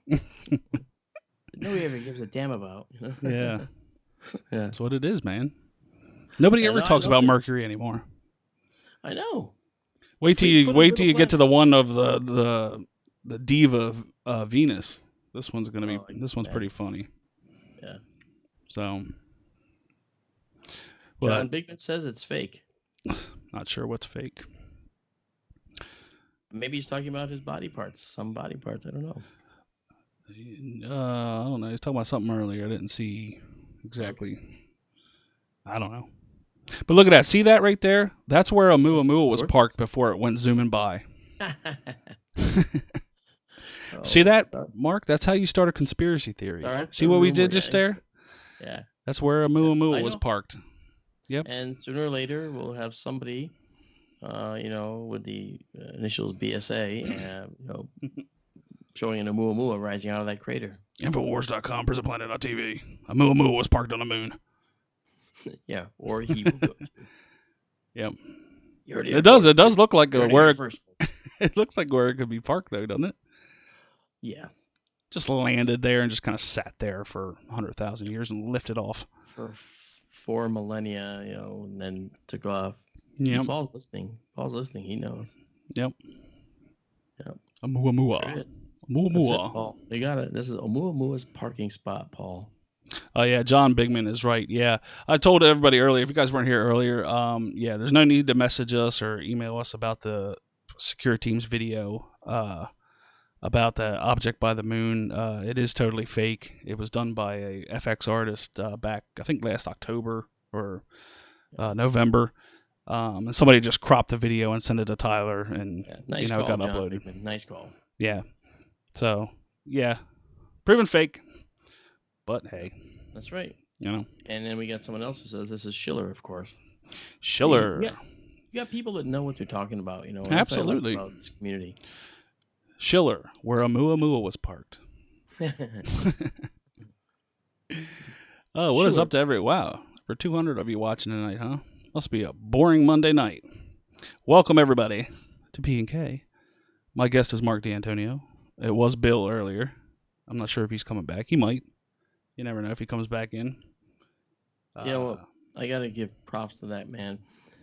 Every year he opens up his home to us for the Pine Bush UFO Festival. And this year is going to be no different. In fact, I'm also doing work for the museum this year. I'm making a whole bunch of special effects props and so forth for them for their museum. And I have to have them finished before the museum is opened for the festival. So I have to go up early. And Bill's like, doesn't matter, whatever time, whenever you come up, that's fine. You got a place. Who opens up their house for that much time for people to just come up and be able to be part of, something like that? He's really good. Yeah. Yeah, Bill, I see why your comment was blocked out. You're absolutely right. You hate these folks who make the fake videos. I'll say what you were saying, and I agree with you 100%. But you're trying to keep it clean for, clean for the kiddies. It's clean for the kiddies, Brian. Man, it's not a bad night down there. Like last night, you could really tell. Last night was a clear night. It was less atmospheric, some more like wind shake, but you can definitely tell the difference on those kind of nights. Now look at this. Look at this crater. Okay, do you see that circular? You see the circular shape of the crater, then you see other craters that hit. But you notice within the crater, there's also something that roughly follows the curve of the crater. Look at that rill. That's interesting. Those rings exist, and it's at just about the right location. And those happen right when the crater was created. They make when the impactor hits the moon, it makes a transient crater, the first big hole, basically. That big hole will fill in with debris and so forth, and sometimes the melted lava from this impact, that is the melted rock that occurs from the impact. And there is a well-known location where these concentric rings are actually made on the moon in the craters when that happens, when the collisions actually occur. It's pretty interesting, and those are typically complex craters, but the craters are actually they go from complex, there's simple and then there's complex, but there's various grades of complex crater. And the complex has little peaks in the middle, central peaks in the middle of the craters. Then around the edges of those craters, sometimes you see terraced ring structures. And sometimes there's a ring structure halfway out or so, a little further from that central peak. And that's what we saw in that previous big basin. Really cool stuff. Just amazing the amount of detail. Like last night, man, some of those crater aprons were just insane. Really? Oh, man. They were showing up really good early last night. I was in the air. I couldn't do anything, man. Oh, yeah? Yeah, I was coming back from Arkansas. Oh, that's right. You were on a plane last night, weren't you? Afraid so. Oh, that's right. Certainly. Arkansas. Yeah, Arkansas. Everybody loves Arkansas. There's kind of an explanation of a simple and complex crater difference. For anybody that want to know, you'll see it come on screen, Mark, after the 30-second delay. But Okay. let's see. Anybody have any questions to try? Astronomy questions, Earth questions, questions for Mark. It doesn't matter. When I talk about the black hole, We're at your actually, service. my talk was in part about the black hole down in Arkansas. It was actually pretty good. See that crater right there? That's beautiful. That crater shows it was a complex crater, has a central peak, but it was filled in with lava from um, the impact, and it overflowed the rim and went into the other basin. And that's really cool. And if you went into the Quick Map browser at the LRO website, you can actually see, uh, probably see the differences in height of these two craters, and see how one flows into the other. Here's another complex crater that was made after the other basin was made, the big basin to the right. Yep. And that's, you can tell because it's overlaying the earlier landforms of that basin. Bill has a good question for you that a lot of people ask. It seems a lot of people, Oh, yeah. which is why are the depths of the crater floors all are the same, or why are the depths of the crater floors? I'm guessing he's saying all the same. I would think huge impacts would be deeper. I will leave this to you, as you explained it so many times, so very well. But the point is that, it's something people recognize. When they look at the moon, they see what looks like the same depth of the craters. And they're not the same depth. In fact, in this image, you can see that the complex crater that we see right there on the screen, just to the left of the center, is a different depth than the one to the left. Okay.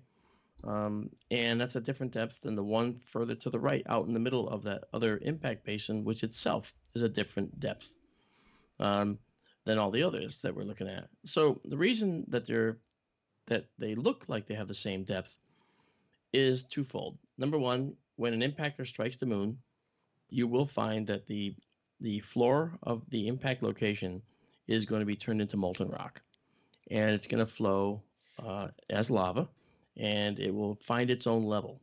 So that would make some of these big impact locations look like they have flat bottoms. Okay, we know that craters are craters. They're rounded big holes in the earth or on the moon.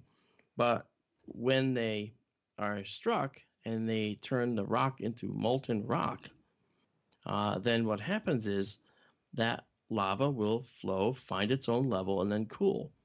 Now, depending on how deep the meteor impacts, it will make the crater floor higher or lower in the crater.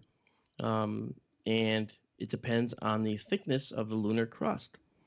The front side of the moon that we see here, and only ever see, is an area where the crust is relatively thin. On the back side of the moon, the crust is actually much thicker. The moon's actually not gravitationally stable. Basically, it's not. It's oblong.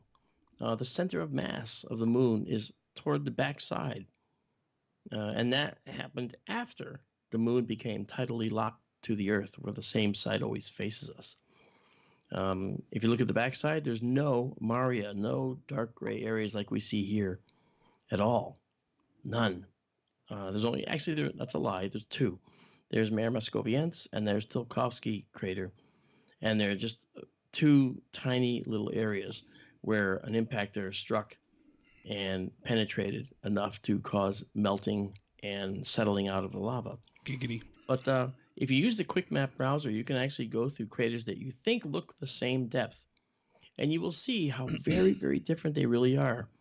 It's a perspective effect, and it's also an effect of not really seeing the moon in 3D.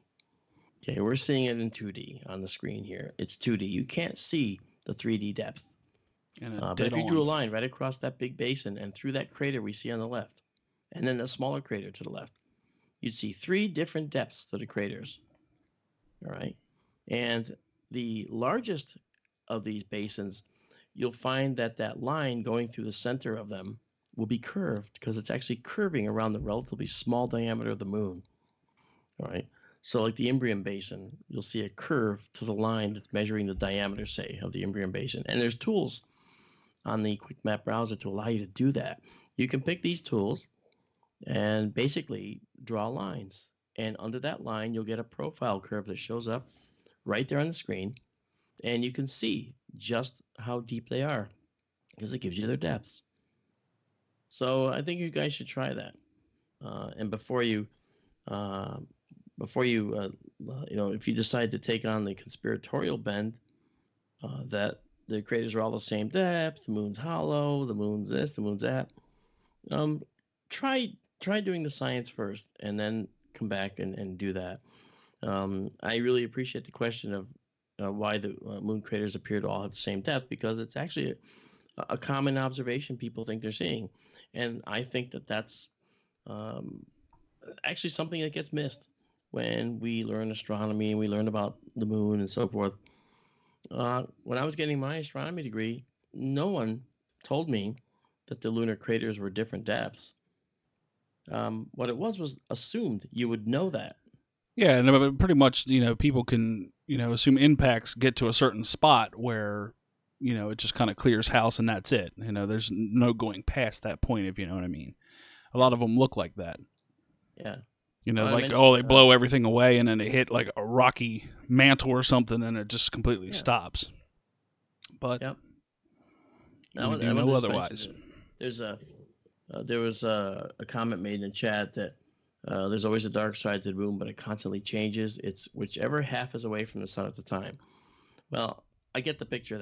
That's an excellent attempt at an explanation, but it's only slightly misleading because the same half is always away from the Earth. Okay, but if you consider the moon and the sun, well, then it does change constantly. The moon is orbiting the Earth, and if you looked at the moon alone without the Earth, and you had only the sunlight looking at it, and you just had just the moon from on top, you would actually watch the moon rotating. Oh, there's a good question from John, very slow. Big Man. Yeah. And since you have recreated Lunar's dust and whatnot, it says, Mark, does the moon have a thick layer of fluffy dust?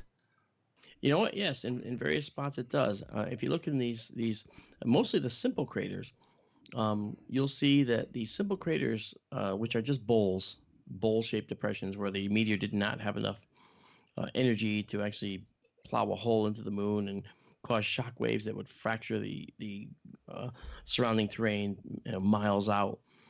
You'll notice that they seem to have little flat bottoms.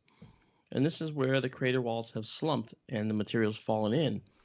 And every single impact that hits the moon, see, the moon doesn't have an atmosphere, so every impact that hits the moon sends all this dust up into the space around the moon. And we don't call it the atmosphere around the moon. We call it the exosphere around the moon because it has no air there. So it's just the exosphere. And this dust then, because the moon has lesser gravity, it can stay up in the exosphere a lot longer.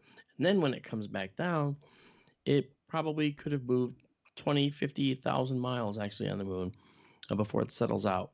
Multiply that by the number of impacts you see right here in this view, and you have an awful lot of tiny bits of powdery debris that are in that exosphere around the moon, in the space around the moon, all the time during the bombardment era.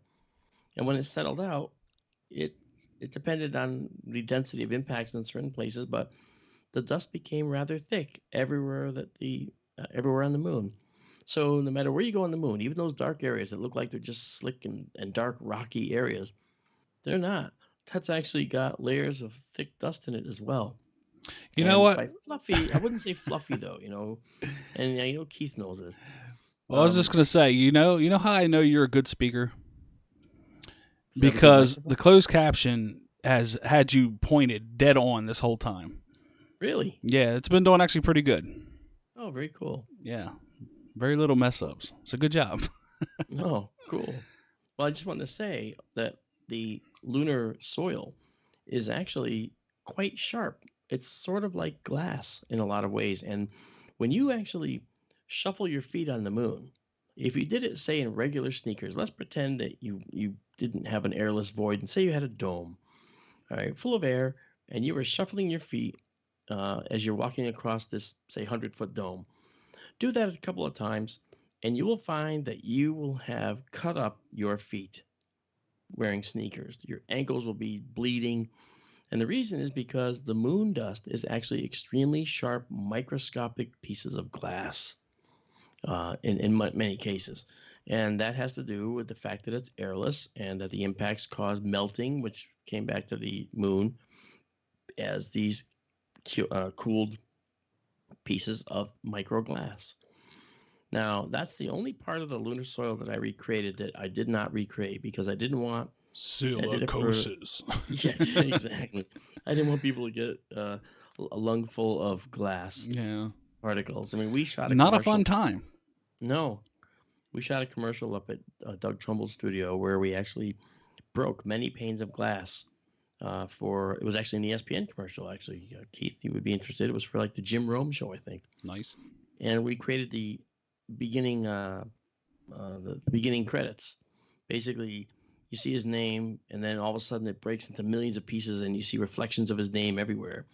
And that was all done with real glass. It was done in camera. It wasn't done with any computer-generated effects. And when we did that, we used a very high frame rate camera. That means that the camera was moving at 1200 frames per second.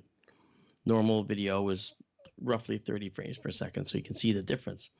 So 3 seconds of footage in real life goes to a couple of minutes when you do it at the higher frame rates, because if you play back 1200 frames at 30 at 30 frames per second, well, you have to divide 1200 by 30 and see how long that really is.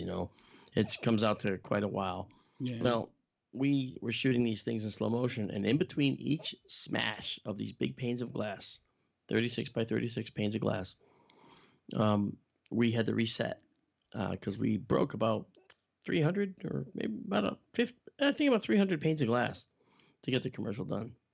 And every time we smashed them, we had this microscopic vapor of glass particles that were just filling the studio area. So we did that a couple times and realized this is not going to cut it. We're going to actually change this. So we put these big curtains of plastic around and had these big evacuation fans inside those curtains. So as soon as the shot was done, the garage door went open and the fans went on and spewed that glass out into the parking lot all over our cars. Lovely. Yeah. And you notice, like, if you put on the windshield wipers on the way home, if it was raining or whatever, you put on the windshield wipers, you wondered what those new little marks were that were the shape of the windshield wiper, blade travel, and it was actually the pieces of glass you were scraping your window with. Yeah. So I mean, either way, but you know what? It wasn't going in our lungs, and that was the best part. So yeah, I mean, the glass is deadly. So on the moon, that was something that the astronauts had to deal with. Yeah, I feel bad for the guy that couldn't do the last walk. Oh, but yeah, his thing was Schmidt. Yeah. His insulation, the boots were cut through. There was insulation on his spacesuit, and he couldn't go out for the last spacewalk. And I'm sure he was okay with that. Oh no, you go right ahead. I'll stay right here. Okay, I'm not in any hurry to get myself, some kind of weird depressurize and lose consciousness and yeah, not today. I don't want to see my ankle bloating out of my suit. Yeah, that'd be horrible. Yeah. But hey, at least he got to do it. What, he was out there twice before he couldn't got the third time, was it? Or was it one time and wasn't got to go the second time? I don't remember offhand, but yeah. It was crazy. Look at Copernicus. Look at that. See, that's a beautiful complex crater. Copernicus.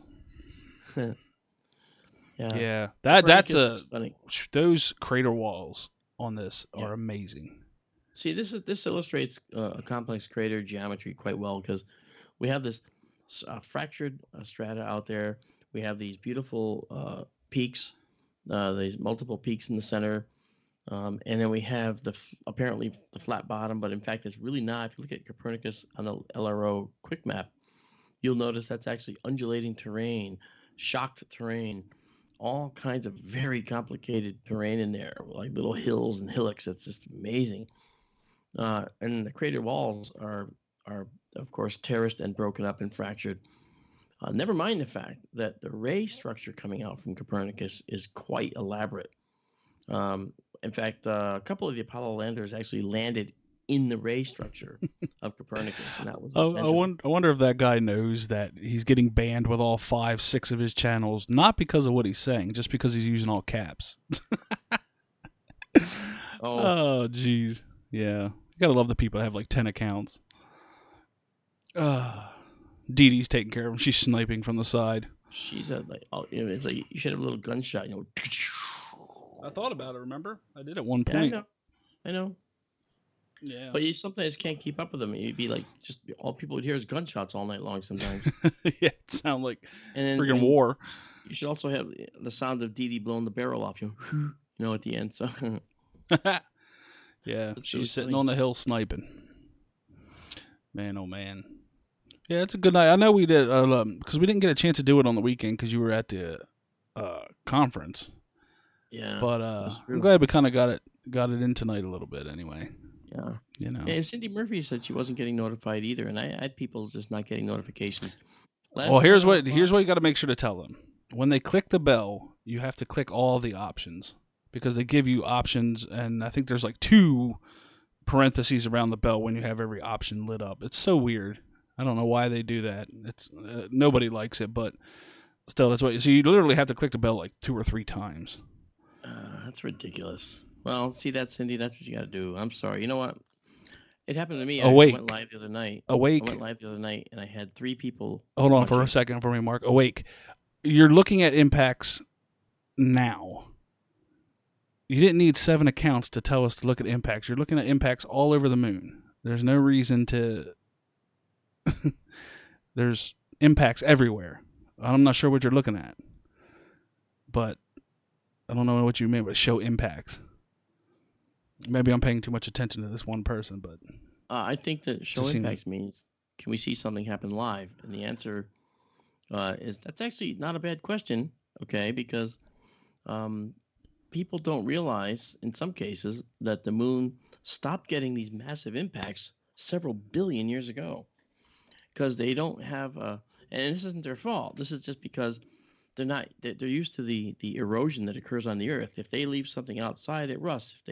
If they put something up on a hill, it'll fall down the hill over time, and it'll be, the hills will get eroded by the water. They see erosion on Earth all the time. On the moon, we don't see any of that. Radiation from the sun has a way of eroding elements and molecules of material on the moon, but nothing you're going to see visually, And so it's not a bad question when you ask about seeing impacts, because it gives us the opportunity, let's put it that way, to say many of the impacts already happened on the moon. And that was during what we call the era of bombardment. And that happened over 3 billion years ago. Yeah, it'd have to be a pretty big impact now for us to see it live. But it does happen. I mean, I think NASA has a couple videos, and there's some on here on YouTube of people that have caught bigger impacts. And one on Sky Tour live stream. Yeah. With the last lunar eclipse, we caught an impact. It was only about a basketball-sized impactor and only made like a 20 or 40-foot crater. But the energy released when you convert that energy of motion, that kinetic energy of the object streaming in so fast, the conversion of that energy when it hits the moon to heat is what you see. And that heat... Liquefaction. Yeah, well... Word of the day. Liquefaction. Do that in your little echoey voice or something. Yep. Yeah, but that's... and when you convert it to that heat, then you see that, and it was very, very bright. There are a lot of smaller impacts on the moon, quite a bit, and the MIDAS system, the Moon Impact Detection and Analysis System, which is based in Spain, catches them because they're also looking at the moon in the infrared, which looks for heat. So it can see the smaller traces of heat that we can't see with this type of scope, looking at the visual trace. We see the visual light coming from the moon. And if an impact causes enough of an impact so that the heat is generated and it generates enough of the visual light during the impact, like when you see a fireball from an explosion, say, there's an awful lot of infrared coming from it. That is heat, which is not in the visible spectrum. It's way out in the red end of the spectrum, beyond where you can see with your eye. When that impact occurs, you will see a visual impact, a visual heat release of that molten material that was made molten in that split second. And then there's a large infrared plume that follows it. And that's something that you need an infrared telescope to see. We can't see that in the visual spectrum that we see here that Paul provides for us. And the other thing is, you have to be high up in the atmosphere to see infrared at all.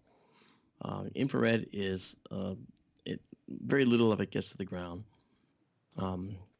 You can see some of it, but very little of the overall radiation actually gets to the ground that you need to see to do real research. Yep. So mountaintops, space, those are the places for the infrared telescopes. It's amazing. Now he's flipping it. What's that? Yeah, Paul's flipping the image upside down. Oh, he's playing around. He's having fun. Yeah. All It's he's amazing. doing Like is it's amazing how putting things his can look camera back. completely different just by mirroring it or flipping it upside down, or because a lot of people get confused because especially like when we're during the moon phases, he likes to put the lit part on top, so it kind of gets people confused about what we're actually looking at, especially if we're zoomed in pretty good. But I get it. Yeah. It's nifty. Yep. The amount of detail, man. Jeez. Yeah, it's just beautiful.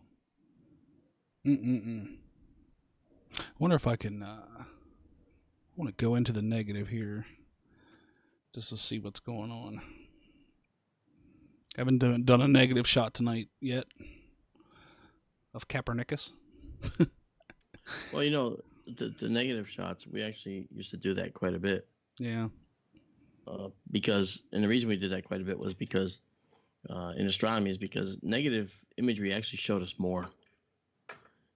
We could actually get detail out of negative imagery that we would lose with the black background of space. If you're looking for a faint nebula, it might show up better in the negative than in the regular light, because the black would have been hidden. It would have hidden a lot of detail. Yeah, sometimes there's certain phases of the moon that actually we get more detail around craters and stuff. And I believe it's actually like 3/4. We get some really good detail when we flip it to inverted. But man, we finally got a good night. That looks nice. Any other questions for Mark? Anybody? Let's see. Moon lava tubes. How big was the big one? I do not know which one constitutes the big one. I'm not sure either. There were a number of lava tubes on the moon. And I think that if you want to know how big they are, you have to specify. Are you talking about length? Are you talking about diameter? I mean, what are lava tubes, first of all? I mean, they are basically the now empty channels that lava followed under the moon when it was, following cracks and fissures that were created by impacts, Yeah. So, I mean, I think that the lava tubes could either, be anywhere from many miles long, and they might be about, 1 to 2 miles wide. We're talking a large volume of lava moving in a subterranean manner. So if we can see them with any definition, they're pretty big. Well, they're under the moon's surface, and collapsed lava tubes, I should say. Well, yeah, the only way we see them is by looking at when the roofs collapse on these, and they do, they collapse. It's not the strongest material. Mm. Yep. But a good area for moon base. Lava tubes would be. Yeah, I mean, if you could get down there, but you could once we get to the moon and actually explore a little bit.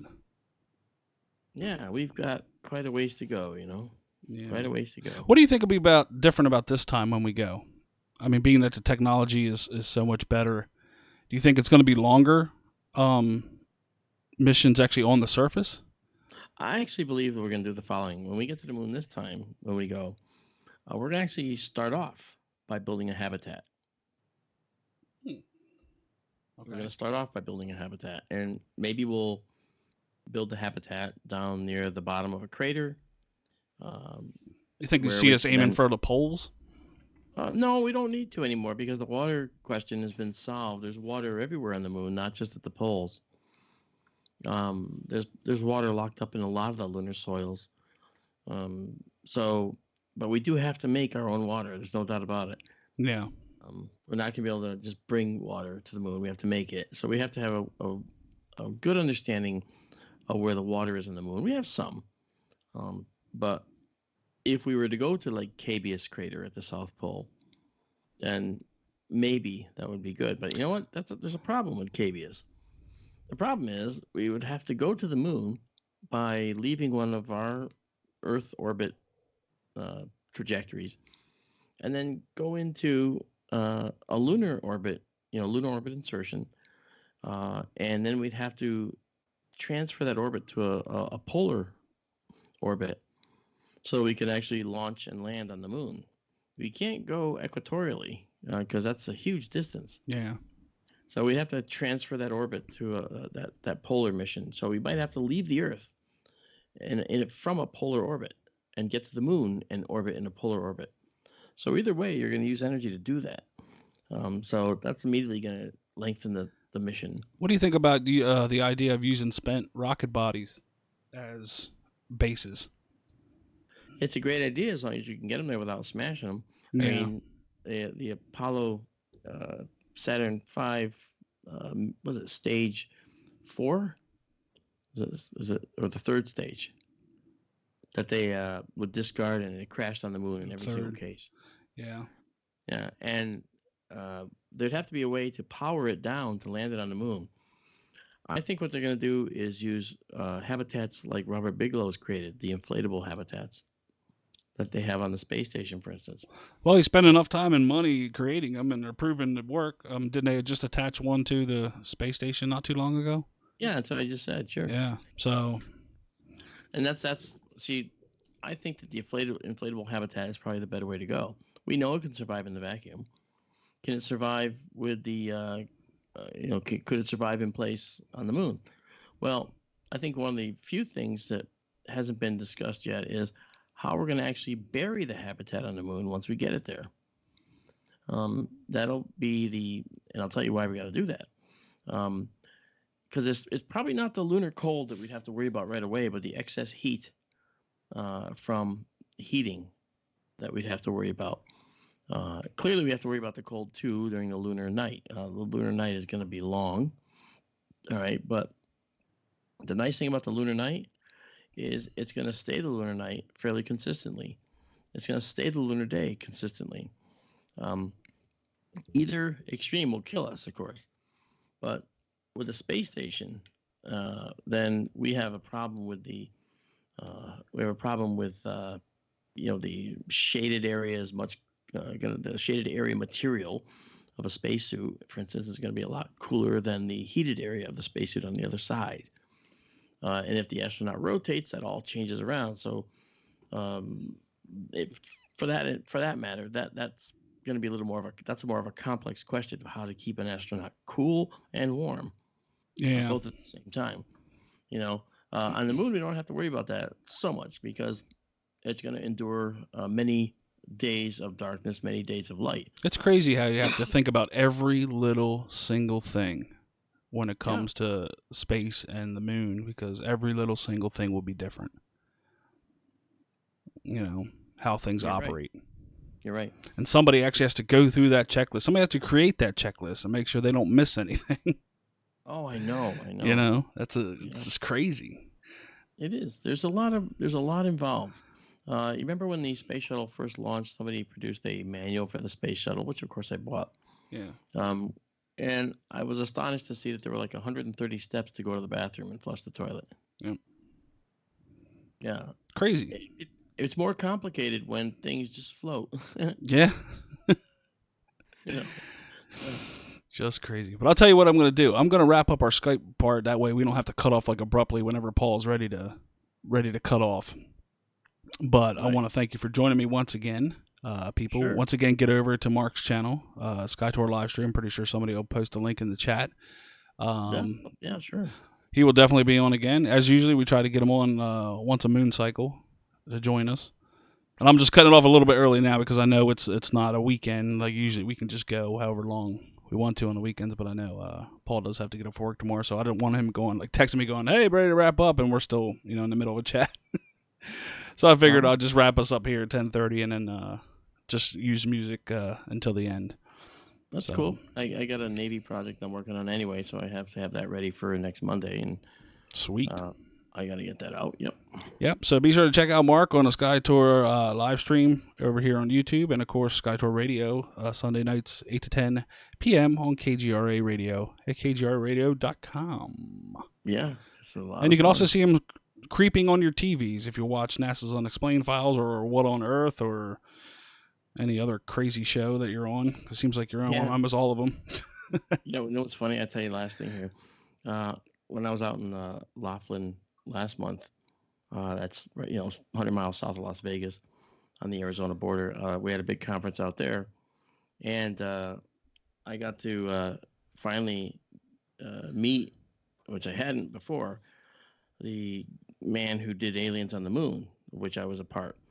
I never met him. I only had discussed the whole matter with him, and he had nothing but complimentary things to say about my work, but his name is Bob Kiviat, and Bob is actually a pretty energetic guy and when you're up close and personal with the guy. So it was actually very nice to meet him. So the show Aliens on the Moon, whereas I didn't think that it was representing my point of view very well, when I listened to how he was talking about it, I was like, well, you know what? I can kind of understand why it went the way it did. But it was for that show that I actually created the lunar soil that you mentioned earlier. Mm-hmm. Very accurate. Chemically, it did the same things and statically, because lunar soil is very static. Static chargeability is very high, so it went all over the place. And to this day, I still have that dust in my shop in places. Yeah, I remember it sitting there when we were up there both times. Yeah. Yep. Yeah. And when you put your hands in it and you not gonna touch it around, nope. You saw it was all over you, and you wipe it off in your shirt, and that's it. The shirt's gonna have that forever. It was almost as annoying as like graphite powder. It's just everywhere. Yeah, and the more you try to get rid of it, you put your finger in it. Next thing you know, your whole hand's covered in it for some reason. Yeah, that's exactly right. Yep. All right. But that's how that stuff worked, and the only thing I didn't put into it was, of course, the glass content. I didn't want it to have that same effect, because that would have obviously been. Well, you didn't want to make a lovely dust of death. That's right. You're forgiven for that one. The gray dust of demise. Yeah, right. Just about dangerous stuff. Yeah. Awesome. Very cool. What beautiful views, though. Yeah, and if anything else happens in space, I'll be sure to hit you up and we'll pop on here for a live stream if anything cool happens, like it did last week. But once again, thank you, Mark. I'm going to hang up with you on Skype because usually I stay on with you. Once we go to music, but unfortunately I had to put audio through the same channel you in the music. So I want to thank you again, and I'll probably talk to you tomorrow like normal. Okay, folks. Have a good night, and I hope you guys can come on over and subscribe Sky Tour live stream if you get a chance, and listen to us on Sky Tour Radio on kgraradio.com on Sunday nights 8 to 10. There you go. We started off with 1 hour and went to 2. Keith, you got to come on Sky Tour Radio with us sometimes too. Sure. Awesome. Not a problem. All right, folks. Have a good evening. All right, Mark. Thank you once again. Okay. Yep. See you later. Bye. Bye. Ladies and gentlemen, that was Mark. Dantonio, go over there and subscribe. If you want a good deep sky imagery stream, doing it live, you definitely want to hop over there and subscribe to his channel. And he'll take requests. If you want to see something and it's up in the night sky, he'll go there. He'll take the picture for you. And then most times, he processes the pictures and put them on Facebook or wherever for you guys to download them if you want them. So definitely check it out. I'm going to wrap up here. The stream continues until Paul wants to quit. So, yeah. That's it for me tonight. And we'll talk to you guys another time. Thanks, guys. We shall see you later.